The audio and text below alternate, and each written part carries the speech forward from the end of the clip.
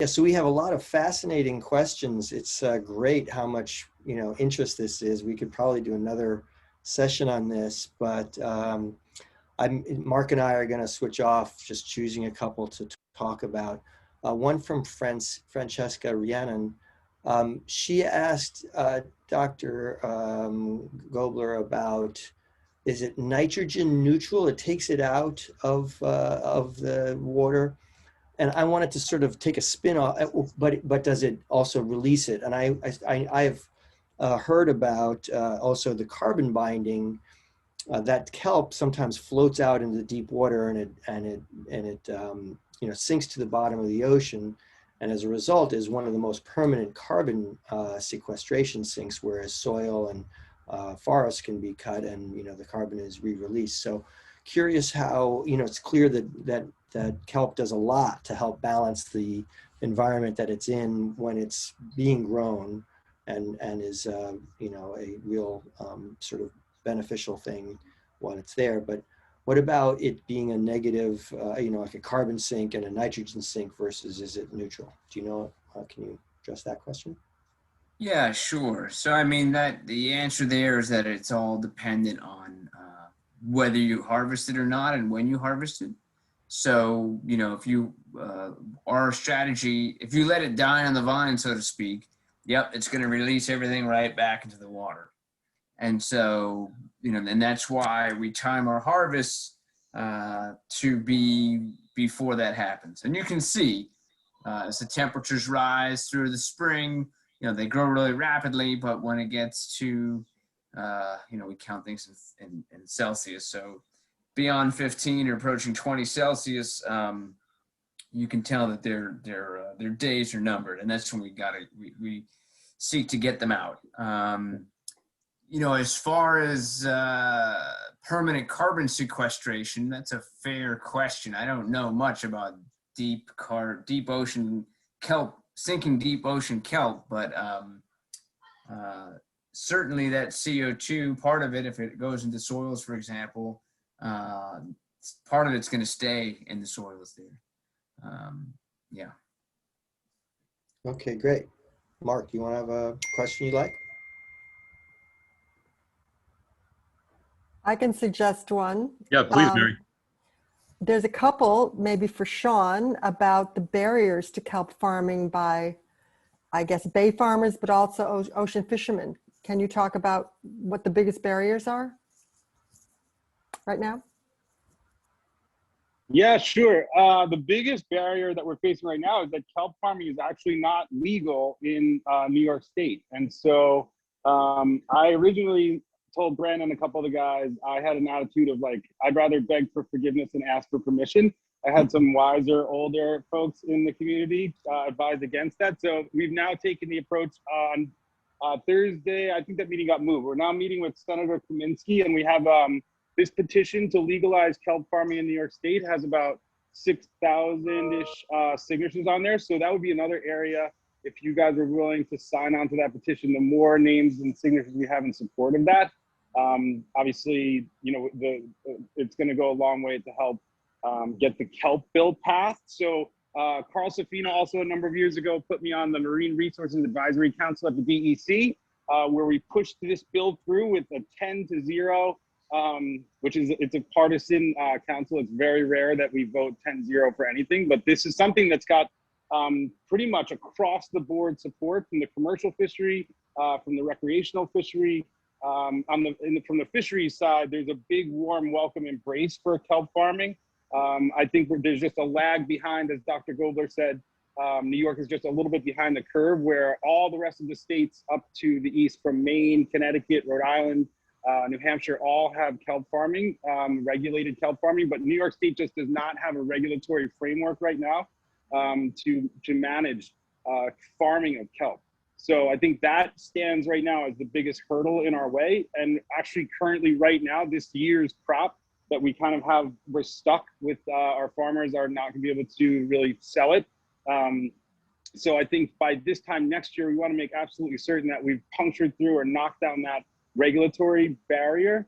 And the best way that we know how to do that, the proper channel, is by signing on to this petition with for Senator Kaminsky, which we're going to be presenting to him in person within the next week or so. So, yeah, that's it. And then given the fact that, let's say it does pass, then are there barriers for kelp farming in general? What keeps, what would make it helpful for people to become kelp farmers? Yeah, great. So what we originally the grant that Dr. Gobler spoke about, and the monoculture oyster farmers and creating a polyculture kind of situation where they have two species that they're growing. What we realized was in Maine, a lot of the kelp farmers are lobster fishermen, or they're existing tradespeople who work on the water and are very well intimated with working on the ocean and sourcing food from the ocean. So we're kind of following in their footsteps with oyster farmers. There's many reasons why that the first waves that we're going for commercial purposes are with oyster growers who have, they have boats, they have knowledge of the water, they have a lot of experience with all the many variables that are involved in the wild ecosystems. And so I think that's what you're going to most likely be seeing over the next 6 to 12 months will be a big push in that area. And also we're trying to keep it, if you look at the kelp bill, the language is going to keep this to Peconic and to gardeners for now. And we're hoping just to keep it small and controlled in there with experienced oyster growers who know what they're doing. Because even this year, Dr. Gobler will tell you, we are having this astonishing growth rate with some of the research sites, but we are also having failures. We're having slip gut and other types of experiences that are suffocating and choking out some of the sugar kelp growing sites. So we still have some experimenting to do as far as just getting the kelp growing right. But as far as the next wave or phase of who we predict is going to be leading that charge, I would look to oyster growers and gardeners and Peconic. Just a quick update on that. We did get an email from Fred Thiel saying that the legislation was introduced in February 1st to the Environmental Conservation Committees in both houses for review. As soon as the budget is determined, the state budget, he's going to work with Assemblyman Engelbright to further the legislation, and he really invites Southampton Sustainability, Drawdown East End, and anybody else to help advocate for the passage of this bill. So they're definitely being attentive. Great. And one really extremely important point, guys, I would say if you could look in the chat, you'll see a friend of mine, Kelly Dennis from the Shinnecock Reservation, has put a really important note in there that the Native Americans at Shinnecock have for hundreds of years been working in kelp and kelp farming and things. And you'll see Kelly's note in the chat is just very important for everyone to take a look at. I've got a question here that might be for Dr. Gobler, and I don't know how to phrase it well enough, not my science not being strong enough, but the question is, when kelp takes up nitrogen, does it get given up again later? So in other words, is it nitrogen neutral, nitrogen negative? And I would tag on to that, if kelp is taking in CO2, when does it release it again, and in what amounts and so on, or is that still in the early phases of research? Yeah, I mean, I sort of spoke about that in my last comment, and the bottom line is if you harvest it before it dies on the vine, you're ensuring that the nitrogen carbon does not go back into the environment, and rather you're extracting it. Okay, thanks. Eat it. Okay, let's see. What else do we have here? So you talked, Sean, briefly about developing the markets. It was mostly about food. Are you aware of other markets, or Scott, that the local kelp growers could plug into? I mean, I think that Mark and my question about carbon sequestration suggests the possibility of it being, carbon credit recipient. That's sort of maybe another marketplace. But besides food, Scott mentioned a bunch of other markets. How can local, people who are looking to develop an economic engine connect with other marketplaces? You Go ahead. go for it.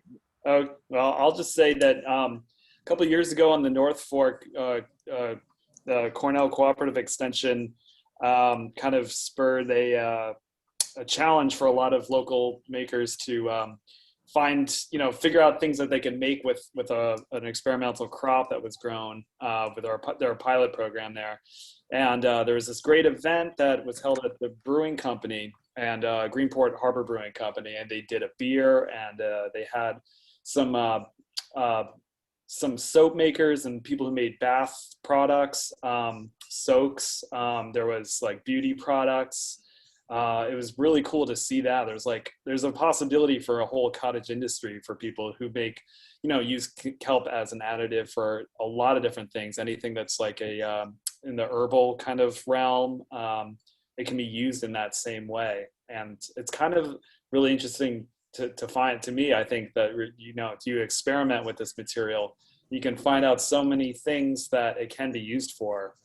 So there's that, and endless expansion. But fertilizers also, of course, bioplastics, also animal feed is a huge one that a lot of research has supported, that cows that are fed seaweed, not specifically kelp, I forget the other one, I'm sure maybe Dr. Gobler knows, but they actually reduce the methane that they're emitting when they're fed seaweed as an additive in their feed.